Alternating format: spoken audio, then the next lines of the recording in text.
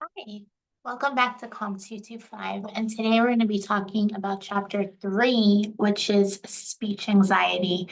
I think that there's a lot to be said here with this chapter. I know that when people think about public speaking, they start getting nervous right away. And this is something that is really common.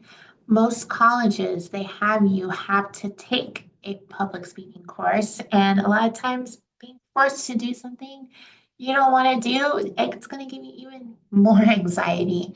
And so hopefully this chapter can kind of start getting you thinking about if you have anxiety, what is that and how can I manage it and how can I kind of push through?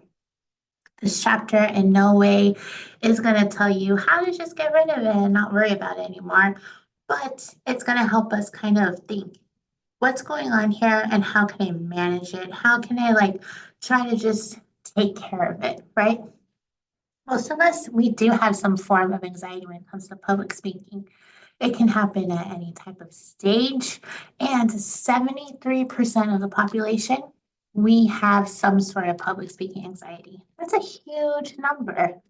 I remember maybe about 10 years ago, public speaking was one of the number one ways that people like feared the most. And it's like, okay, but death was second.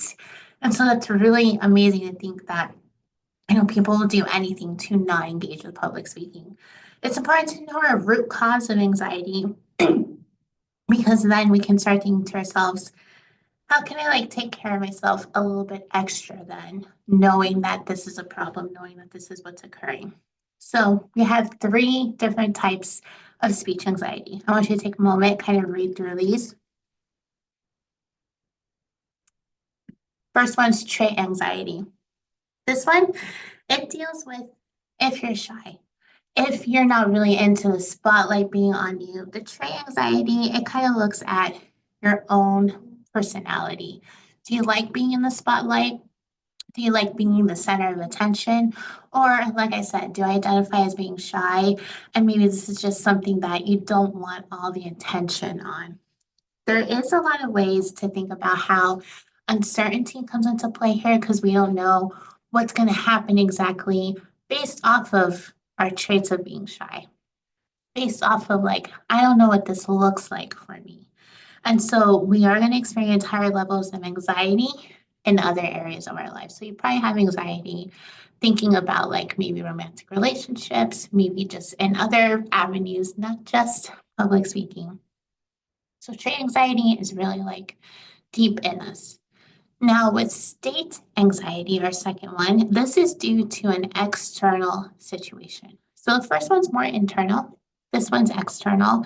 It's going to look at maybe you had a negative experience giving a last speech, and now so you think every speech is going to be a negative thing. That's not the case, but sometimes it's just hard for us to kind of shake off, right? And so with state anxiety, it's the state that we're putting ourselves in, knowing we have to be put in it over and over, giving a speech, and thinking, hey, every time it's going to be difficult. And so we need to really overcome that barrier that we put ourselves in based off of externally what has happened to us.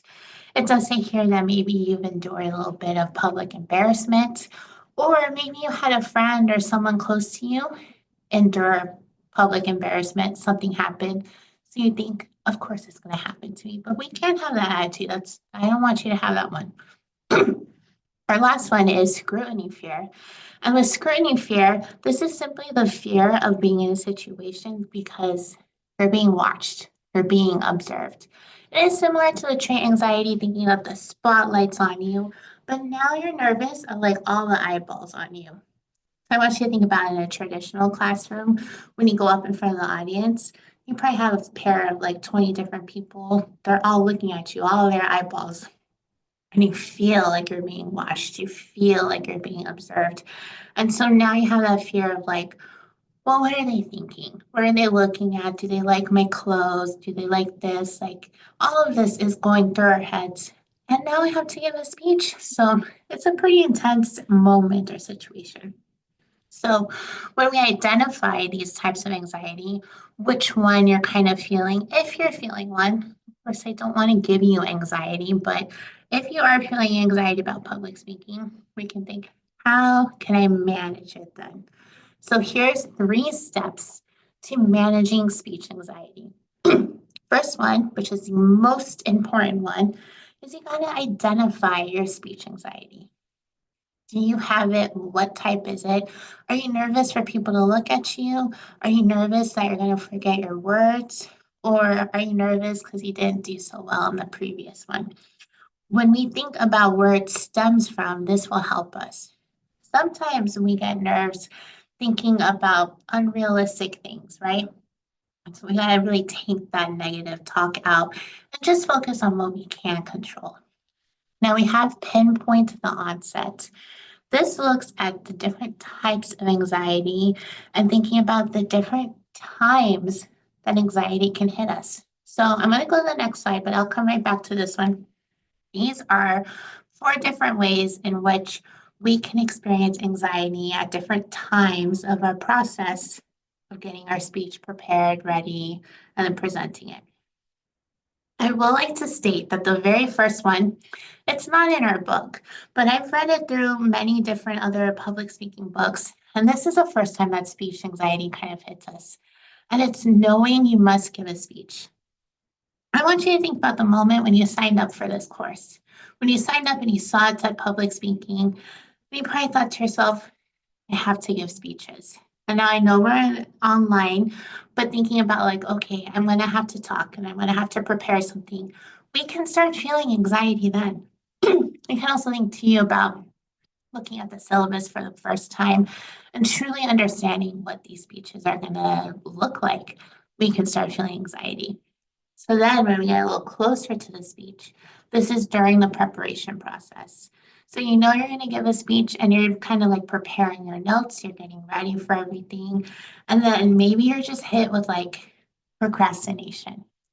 I know that a lot of times when I need to like start working, getting in front of my computer, I think to myself, well, I should clean my house, and then I go and I clean my house and I come back to my computer and I'm like, well, I should take a shower so that my hair can dry while I'm working. So then I go do that. And it's just procrastination.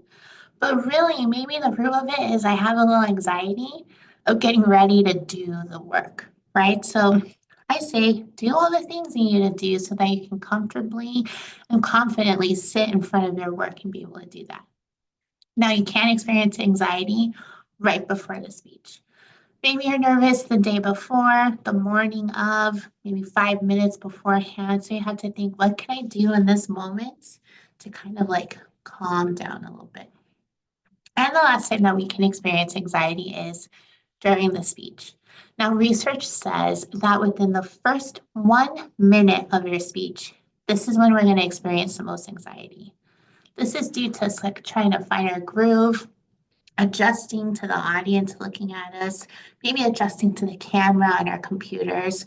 But in that first minute, it's really crucial to be kind of kind to yourself as you're getting into the groove of what your speech is going to sound like and how you're going to actually be in that moment.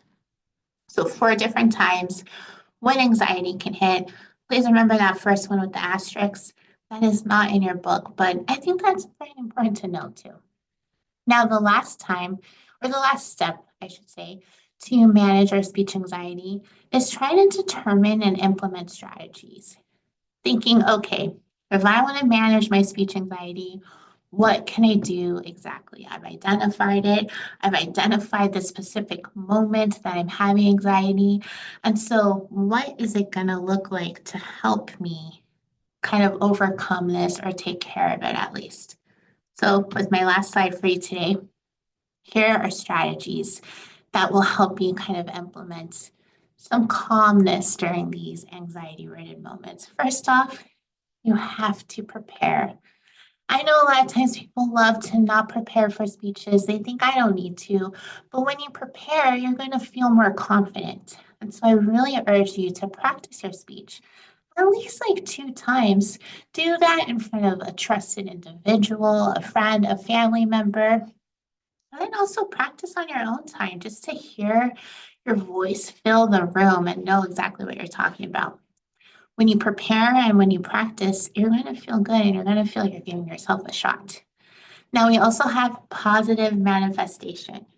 Your book says self-talk and visualizing success, but I think positive manifestation is pretty big here. Trying to be like your biggest cheerleader in a sense. Visualizing finishing your speech and being done, that has so much power to it. I know it sounds a little silly, but there's some research out there saying that when you visualize completing a task, visualize your success, it's going to help you get there that much sooner. And then our last one is reframing, thinking about how, if I'm feeling nervous, let's think to myself, hey, I'm feeling excited. I'm feeling happy that I'm able to have this opportunity and I want to do well. So trying to reframe those jitters into thinking they're for me, they're going to push me through. Now, I have this photo here of tips of anxiety, and there's a lot of power between just taking a sip of water, just taking a pause when you're feeling anxiety, thinking, how can I take care of my body? Breathing is so important when it comes to public speaking. And so you want to give yourself the chance to take a nice breath. I know it sounds silly, I know, but we need to take care of our bodies and we need to be comfortable with the silences while we're breathing. It also says here taking care of your sleeping routine, maybe trying to stay active or doing a fun, creative activity. I think that there's a lot of power again with thinking about how can I take care of myself? I have a speech tomorrow. I need to think about taking care of myself today. Making sure that I'm really like looking out for every avenue of my life so I can be the most confident person that I can be when it comes to giving my speech. And if I have anxiety, that's okay. I'm not going to let it overcome me in any way. Cool? That's the end of chapter 3. I hope you enjoyed this. I really love talking about speech anxiety. We all experience it in different ways. I hope that we are able to find comfort with our cameras during the semester. Let me know if you have any questions. I'll see you later.